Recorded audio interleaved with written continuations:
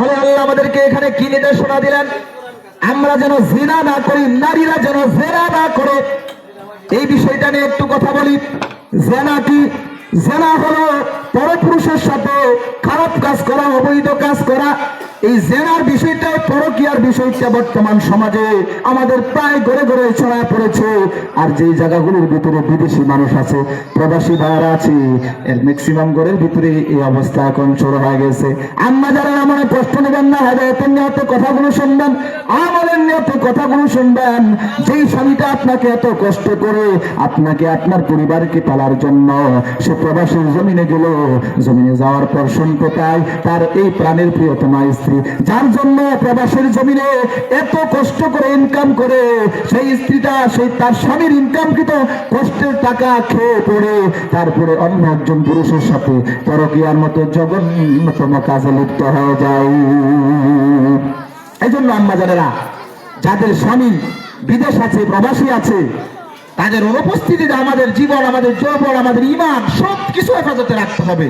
স্বামী নাই, আল্লাহ দেখতেছে। আমার স্বামী তো আমাকে লালন পালন করার জন্য তার পয়সা দিয়ে তো আমি কাপড় কিনতেছি, তার পয়সা দিয়ে তো আমি খাইতেছি, সবকিছু করতেছি, পরিবার চালাইতেছি। তাহলে কিভাবে, কতটুকু বিবেক শূন্য আর কতটুকু নির্দয় হলে সেই এত কষ্টের স্বামীর সাথে আমি গাদ্দারি করে অন্য একজন পুরুষের সাথে পরকীয়ার মতো জঘন্যতম খারাপ কাজে লিপ্ত হতে পারি? এই জন্য আম্মা জানেরা, এই সমস্ত কাজ করা যাবে না। নারীদেরকে বুঝাইতে হবে তোমার স্বামী তোমার জন্য আমানত, একমাত্র তোমার সমস্ত ভালোবাসা সবকিছু হবে তোমার স্বামীর জন্য।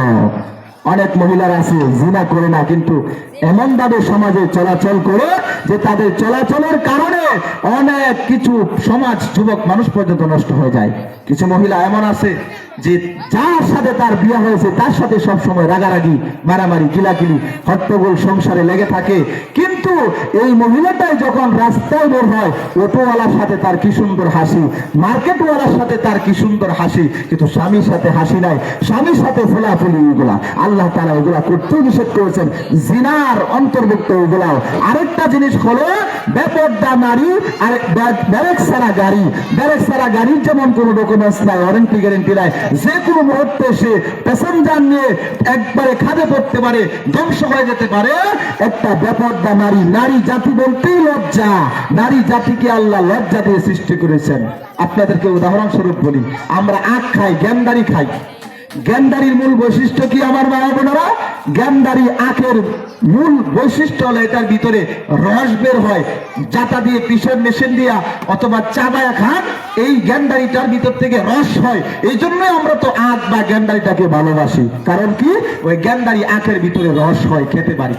এখন এই গ্যান্ডারিকে মেশিনে পিষা অথবা মুখ দিয়া খায়া, রসটা খায়া ফেললেন, আলাদা করে ফেললেন, তারপরে গ্যান্ডারি বা আখের যে অংশটা থাকে সেটা হয়ে যায় খোসা বা সুলা। এখন মা বোনদের কাছে আমার প্রশ্ন হলো, আপনারা একটু চিন্তা করেন, গ্যান্ডারির ভিতরে যদি রস না থাকে, এটা হয়ে যায় খোসা, এটার কোনো মূল্য নাই। কারণ মূল্য ততক্ষণ পর্যন্ত থাকে যতক্ষণ ওই আখ, ওই গ্যান্ডারির ভিতরে রস থাকে।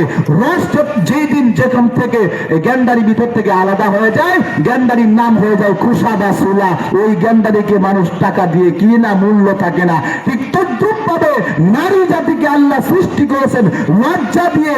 লজ্জা দিয়ে নারী জাতির থেকে যখন লজ্জা চলে যাবে, নারী জাতি যখন পর্দা করবে না, বেহায়াগিরি করে চলবে, মার্কেটে যাবে, অটোওয়ালার সাথে হাসি দিবে, সে বিভ্রান্ত করবে, সমাজের হাজার পুরুষকে নষ্ট করবে, তার পোশাক ঠিক থাকবে না, তার কথাবার্তা চলাফেরা ঠিক থাকবে না, ওই মহিলা পরিত্যক্ত গ্যান্ডারি সোনার মতো হয়ে যাবে, ওই গ্যান্ডারি খোসার মতো হয়ে যাবে, ওই মহিলার কোনো দাম থাকবে না।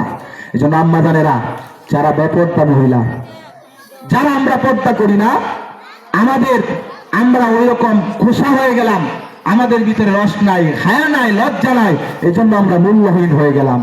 আপনি এক টাকা 2 টাকা দামের চকলেটের কথাই বলুন, কত যত্ন করে কাপড় দিয়া, কাগজ দিয়া মোড়া দেয়। চকলেট একটা 2 টাকা দামের, ওইটার ভিতরে পিঁপড়া ধরবে, ময়লা পড়বে, মিষ্টান্ন জিনিস।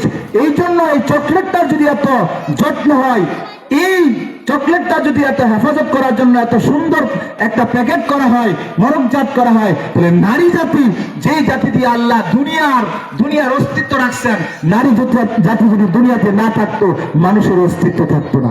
সেই নারী জাতি এত সম্মানিত জাতি, সেই জাতি তারা তো চকলেটের মতো না, এত সুন্দর জাতি। এই জাতি কিভাবে তাদের পর্দা ফসিদা ছেড়ে দিয়ে একটা করে রাস্তায় বা পর্দায় যুবকদের সামনে যেতে পারে, বড় পুরুষের সামনে যেতে পারে?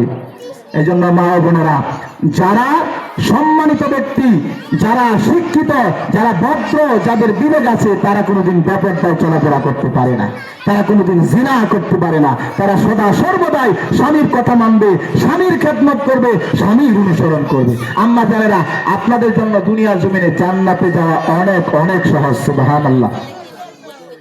একজন পুরুষ, আমার প্রিয় মা বোনেরা, একজন পুরুষের জন্য জান্নাতে যাওয়া যতটুকু না সহজ, আপনাদের জন্য জান্নাতে যাওয়া, কোন নারীর জন্য জান্নাতে যাওয়া তার চেয়ে 1000 গুণে সহজ। বলতে পারেন হুজুর কেমনে? একটা পুরুষ দুনিয়ার জমিনে চলতে গেলে তার সামাজিকতা আছে। সেই পুরুষটা আপনার জন্য কামাই করে উপার্জন করে আনলো, সেই উপার্জনটা কোন সোর্স থেকে এনেছে? হালাল ভাবে এনেছে না হারাম ভাবে এনেছে? এই জবাবদিহিটা, এই প্রশ্নের সম্মুখীনটা আল্লাহর কাছে পুরুষকে করতে হবে। প্রিয় মা বোনেরা, একজন পুরুষ সে ইনকাম করে, কামাই করে কোথায় থেকে কিভাবে আনলো, এই জবাবদিহির আওতায় আল্লাহ তাকে ফালাবেন। এটার আওতায় আমাকে আপনাকে, যারা নারী তাদেরকে ফালাবেন না। তারপরে একজন পুরুষ জাতি তার দুনিয়ার জমিনে চলতে যে হিসাব কিতাবের ব্যাপার আছে,